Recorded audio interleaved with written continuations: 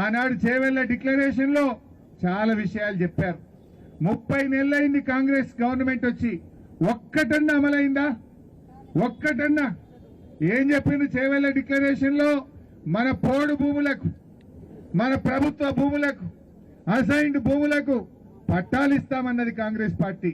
ఎవరికైనా ఇచ్చిందా ఈ రాష్ట్రంలో పట్టాలు? ఎస్సీలకు, ఎస్టీలకు అసైన్డ్ భూములకు పట్టాలు ఇస్తామని చెప్పి పట్టాలు ఇవ్వలేదు. కానీ రేవంత్ రెడ్డి ముఖ్యమంత్రి అయినాక 50,000 ఎకరాలు ఎస్సీ ఎస్టీల భూములు లాక్కున్నాడు. పరిశ్రమల పేరిట బడా బడా కార్పొరేటర్ల కోసం, కంపెనీల కోసం ఎస్సీ ఎస్టీల 50,000 ఎకరాల భూములు గుంజుకున్న చరిత్ర రేవంత్ రెడ్డిది. చెప్పిందేమో పట్టాలు ఇస్తా అన్నాడు, పట్టాలు ఇవ్వలేదు. కానీ 50,000 ఎకరాల ఎస్సీ ఎస్టీ భూములు లాక్కున్నాడు. నా భూములు ఎందుకు లాక్కుంటావయ్యా అని మా లంబాడీలు తిరగబడితే బేడీలేసి జైళ్లలో పెట్టిన రేవంత్ రెడ్డికి మనమందరం గుణపాఠం చెప్పాల్సినటువంటి అవసరం ఉంది.